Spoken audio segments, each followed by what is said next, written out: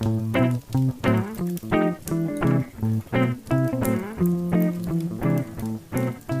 back to Off the Shelf Book Talk with Book Lovers. I'm Elizabeth Nelson, here as always with Kay Johnson. So what have you been reading since last time, Kay? Well, I have been anxiously waiting for John Sandford's new Virgil Flowers book, Okay. Bloody Genius. And I put in a request ages ago in the library, and I was number 2 on the list.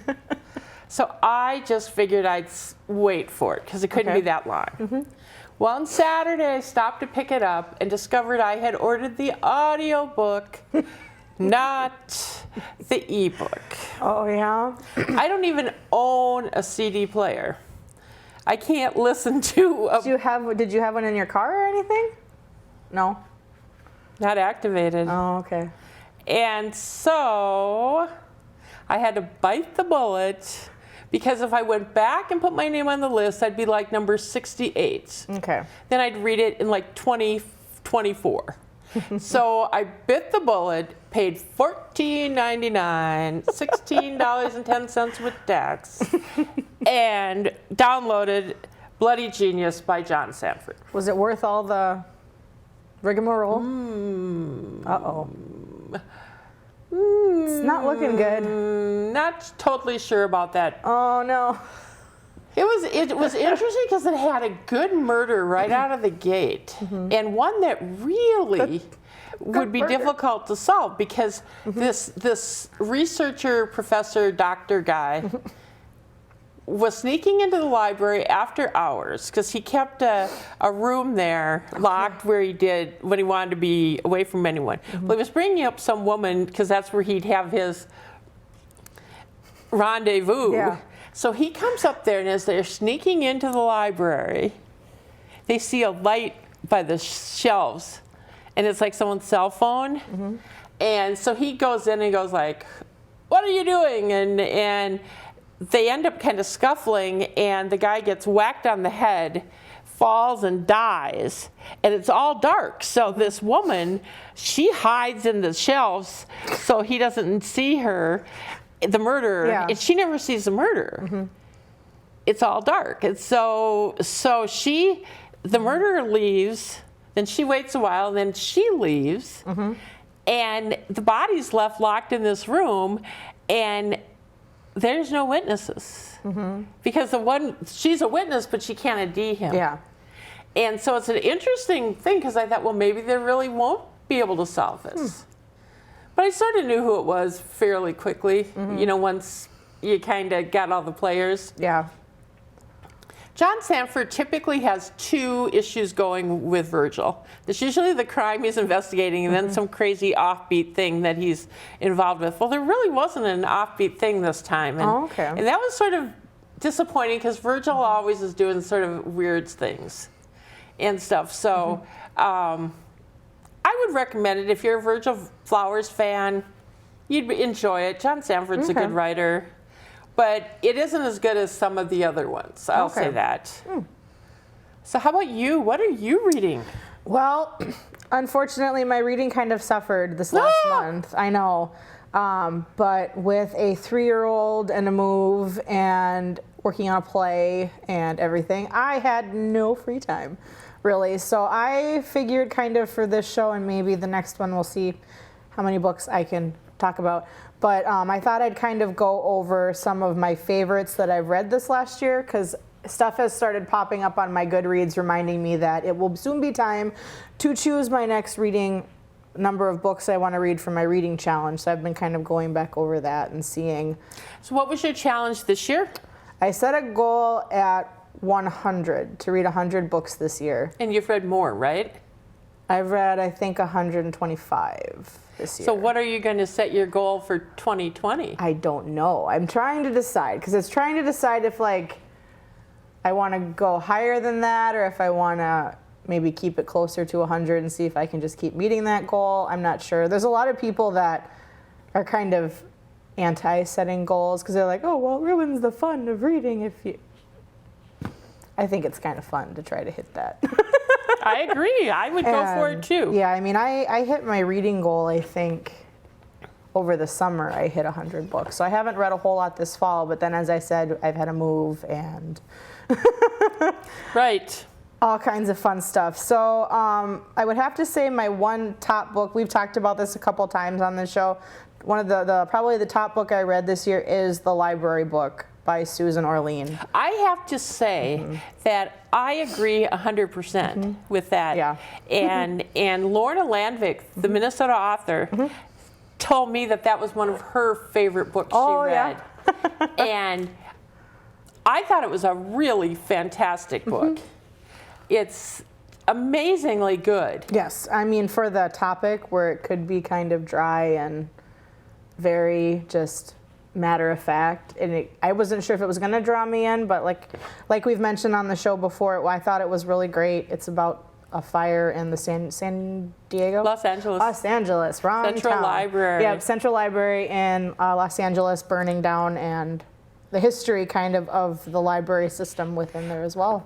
What I thought was so amazing about that book is I truly admire the author because she didn't miss a trick. I mean, she talked about the history of the library, the history of the library system, the librarians, the kind of the expansion of the role in libraries in people's lives, digital books and regular books and the care of books and the future of books. And it's an amazing, amazing book. I mean, I just, as a writer, I really admired her because I just thought, wow, this is really a great book. Done in a way that is engaging and enjoyable and not dry like it easily could have been. Yeah. And yet it's written like a novel, but it's all nonfiction. Yeah. No, I mean, I think her writing style, I think, is pretty close to, like, Eric Larson with his nonfiction book as well, whether it's Dead Wake or Devil in the White City. Beast in the Garden. In the Garden of the Beasts. Yes. And there's another one that it's just gone. It's about electricity. That much I remember. Don't remember the name of it. But that's kind of how I felt about that book. So it's probably why I can't remember the name. I didn't like it, so I don't care to remember the name. Electric book. But I mean, his always read a lot like fiction too. And I mean, I typically like his books. I liked the one on the Lusitania. Dead Wake. Yeah, I thought that was a great book. As much as you can like a book about the Lusitania, I liked it. Because, you read those books and part of you is always hoping that the ending's going to change. It's like the Titanic. Well, if you watched Ghostbusters 2, the ending did change because the ship did show up in that movie. There is that. There is that. Well, one can do lots of things with movies. They can, yes. Things you couldn't do with books. That's right. Yeah. What about you? Anything else? Or what else? I just finished, there's an English writer named Faith Martin. And the woman must bang out books 24/7 because she has just tons of books out there. And she has a couple series that I really, really like. Okay. She has one that features a chef for hire, and her name is Jenny Starling. And Jenny's dad is like a very famous chef. It would be, I suppose, like somebody on the Food Network. Okay. And but she never tells people. She works for rich people who don't know that she's rich, or that her dad's rich. Yeah. And Jenny is she gets hired to do these short gigs for specialty cooking. And then the first book, there's a body, she helps solve a mystery, and then I think there's 7 books so far in the series, and by about the book 6, and then she finds a body, of course, she doesn't even want to see the police officer because they start looking at her like, we've heard about you, you're Jenny Starling. And her books are are really good. And then she started a new series with a vicar's wife. Okay. And her husband's Graham and she's Monica. Okay. And they're in a little English town and Those little English towns. Yeah, dark. Nothing good ever comes from those. No. But they live in a converted, it must have been big house that's been converted into condos, and Okay. and someone, of course, gets murdered, and she ends up solving it, and the police inspector sort of can't believe it. So now the second book came out, and I just finished reading it. It's called The Flowers Show Murder. Okay. And she is a judge, and her husband Graham's a judge at Okay. this fancy flower show. And the vicar of another town gets killed. Okay. And so the same inspector comes in, and he can't figure out why she and her husband have a way of showing up at these murders. And of course, she solves it again. And it's a good book because it's got some interesting twists. Because the vicar's dies because somebody put a tiny little shrunken little capsule full of gas inside of a flower, and when he breathed on it, it activated this gizmo, and cyanide gas came out, and he died. And so you're thinking, well, that's not a big deal because we know who created the capsule. Yeah. But then the guy who created the capsule's murdered, and that adds the twist to the whole thing. Yeah. And she also has another series about a woman who suffers from post-traumatic stress, who's a police officer. And she is on leave and then comes back after some episode. And there's like 17 books, I think, about her. Okay. And they're really good. But I found them on Kindle Unlimited. Okay. Is how I originally found Sure. them. And all of them were free at one point or another. Okay. And so I've been reading the series, and they're really good books. But Faith Martin, boy, she's a heck of a gal. I mean, that woman must write 24/7. Maybe she doesn't need to sleep very much. Yeah, or well, something. she murders as often as Agatha Christie, I think. I always like those series where it's the detective can't figure out why they keep showing up or doesn't want the main character's help. That's the same way the Hannah Swenson books are. Oh, where you know the detectives are telling her, you know, stay out of this. We don't want your help, and then all of her friends are like, you well, need to aren't solve this. Aren't you going to solve this? Aren't you going to figure it out? And then when she finally does call the police station to say she's going to help, they say, well, Stay. that means Stan won the bet, or so and so, because they knew she'd cave and have to do it. But and then, I mean, with Hannah Swenson, her mom's like, people are going to start talking if you're always finding these bodies. Yes. You know, you have to wonder about some of these towns these people live in that, you know, if there's like 20 books, there's 20 bodies laying around. Well, that's the same with Louise Penny's Inspector Gamache series. All of the murders, for the most part, take place in this town of Three Pines. So, and he's in this bigger city, so people getting killed in this small town, and he keeps having to come back, and it's the same main characters in it. And of course, it's always some new minor character that's actually getting killed. And for us, it's always funny because they're towns that are said to be so tiny, but they always have all these extra people you don't know about Well, that can show up and get murdered. Like actor number 6 or something. That's always bad in a sci-fi movie. If you watch a sci-fi movie and somebody walks on the stage and they don't give them a name, and they're just like Soldier 4, you can tell Soldier 4 is dead within the next 5 minutes. Yes. So it's like with with a lot of the series, if you get a new character, you're like, well, it's nice to meet you, but I'm sure in 3 pages You're you will gone. be the dead body that they're finding somewhere. Yeah, I totally agree.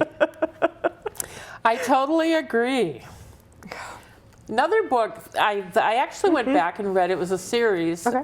Well, are there any books that aren't series? No, I was actually counting that when I was looking at this list. I have like 1, 2, 3, 4, like 5 or 6 series itself that I either finished this year or was working on.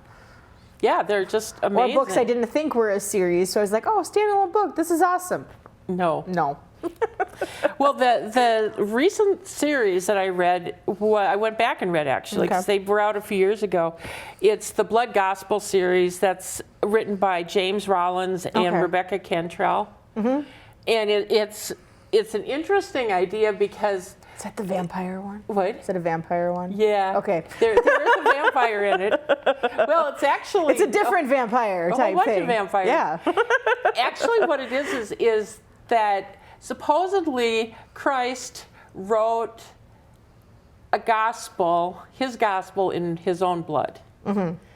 And anyway, in order to sort of find it or crack it or figure it out, there's a prophecy about a man, a priest, a woman of knowledge, and a soldier who come together. And the book opens with these three people sort of coming to Masada in Israel because there's been a earthquake. Yeah. And have you read this? I have read the first one. You read Blood Gospel? I read the very first one, yes. I have not read the other two because I moved. Yeah, it's actually pretty I'm just going to get a shirt that says my excuse is I moved for everything. But yeah, no, I've read the first one. Because the vampire belongs to a sect that are actually priests. Yes, vampire priests. Yeah, and they drink consecrated wine instead of blood. Well, it turns into something. I don't remember. There's some weird thing with it. Yeah. and so these three are tasked with finding the blood gospel. So it's actually kind of good. There's a lot of action in it. So you'd recommend finishing it? Yeah. Now you're not inspiring me to run out and do this. Though Tom would actually probably prefer if I didn't run out and buy any more books because, as I've said before, I still have 4 shelves of books that I need to read. I own them, so it wasn't that big of a deal. But Do you own them in Kindle? Oh, Kindle form? You should send them to me. I can. I can send them to you. Yeah, they actually were. I would say that they held my interest, and yeah. Kind of interesting. Are they kind of similar to the rest of his kind of work with like Sigma Force novels and? Yeah, except the good vampires versus bad vampires. Instead of SEAL agents, Navy SEALs and. Yeah. All sorts of undercover folks who are. Yeah, I'd say, they're definitely a cut above, I would say, average. It's just a question of you buy into. There's a lot of blood in these books. And generally with vampires, you're going to see a lot of blood. Yeah. So sort of like with zombies and werewolves and all that. So it's a question of if you want to go there or not. I guess. I think they're good. Yeah, I'd read them. I read them. I bought them years ago. I think they came out maybe 5 years ago. Yeah, that sounds about right. And so I read them when they came out, and then I kind of forgot about them. And then when I was going through things, I thought, I'm looking for something to read. Maybe I'll reread these and stuff. So, but I would say they're not for everybody. Because there's romances in them, but, once again, not typical, not you're just girl meets boy kind of thing. Girl meets boy with teeth, kind of thing. So. Yeah, well, that would fall into the same as Charlie Davidson, that series, with the Grim Reaper meets Son of Satan aspect. Yeah. And everything that spirals down that way with 13 books, but. Yeah, and actually the thing that I find amazing is that you could stretch out that storyline for 13 books. I think you probably could have finished up. Charlie Davidson's story probably didn't need 13 books. I haven't seen what the actual book looks like because I've only ever listened to them, but I would assume that these are going to be your thin little paperbacks. Oh, versus. Because they were only like maybe 8 hours long listening to. Oh, okay. So they're one of those quick bang out series. Because I know like the Bloody Genius, that was like 12 hours. To listen There was one I was going to download the other day. It was a fantasy novel, and it was 28 hours long. And I decided I would wait a little while before trying to read 28 hours? Listen to that my one. Gosh, that would, wow. I know, there was that one, and then there was another one. I think it's the sequel is 24 hours long. But I was like, this is a series I can't commit to right now. Oh, man. Because that's like a week in my reading life. One thing that I stumbled on that I thought was kind of interesting is in November, there's a writer named Jessica Lowry who is in town who taught 2 writing classes. Okay. And anyway, she grew up in Paynesville and now lives in Minneapolis, but she has written 20 books. And so when I was researching her, excuse me, I went online, to Amazon and punched in Jessica Lowry, and a couple of her books popped up, Mayday, Junebug, which were free actually in Kindle Unlimited. But she writes across all genres, which I thought was really interesting. She does young adult, she does true crime, she does mysteries, she does all these, and I just thought that was so interesting to be that multi-talented. And then she teaches English and sociology. Okay. And does workshops. That's why she was in Hutch in November. And then writes books too. Which is really interesting to me. Makes me feel like I do nothing with my life. I know. It makes me, I sort of felt the same way. I thought, well, I've got 12 minutes. What the heck? Why am I just sitting here? Why am I not banging out book number 20? But so that was kind of interesting talking to her. I did an interview with her, and she has pretty much formula. Does 2 weeks to do an outline, 3 to 6 months to write a book, then edits, and she has a book coming out roughly every year, sometimes 2. And her agent is the number 2 agent in the country. Interesting. And in fact, what was really interesting is when she was trying to get an agent, she had 400 plus rejections. Ouch. Yeah. I mean, can you imagine? 400 and some rejections. I mean, who would stick with it? Not me. No, I would quit after probably like 5. Okay. Change careers. But she stuck with it, and in fact, she's on her 4th agent. Because the first agent, she, hooked up with, and I don't know, didn't quite work out. Second agent actually sold her first books, but then the agent thought she was too green and dumped her. Okay. Third one couldn't sell her work, and now the 4th one is like pay dirt. Oh gosh. So, but I just thought it was real interesting because Yeah. I'm looking through my Kindle to kind of see what I've been reading, and her 2 books from the June series, she calls it, popped up. And one's called Mayday, one called Junebug, and I forget how many are in that series, but I'm guessing the 3rd book is July something. could be Betsy. I'm seeing a series May, June. But so if you come across a book called Mayday Okay. by Jess Lowry, she's actually from Painesville originally, cool. so you may want to read it just out of fun. And I think the library carries them. If not, they can get them and stuff. So what else are you reading? Like I've said, I'm kind of on a dry spell reading, so I haven't read a whole lot. So when I was picking out books to bring for our backdrop, I brought this one again because this one I just really love, and it's just a short read. This is that Dear Fahrenheit 451 I've talked about, and this is a librarian wrote little letters to different books in her library, whether they were books that were always getting checked out or her favorites, or if they were books that she was getting rid of because they were bad. And they're just funny, they're lighthearted. Well, most of them are. Some when she talks about like more serious books, such as like The Diary of Anne Frank or different ones, then they're more heartfelt and kind of pull at your heartstrings. But I read this book in like, as you can see, it's super little, so it didn't take me long to read it at all. But it was one that every time I see it on my shelf, I just kind of smile at it. And I'm one of those people that I only keep books after I read them if they inspire some kind of connection.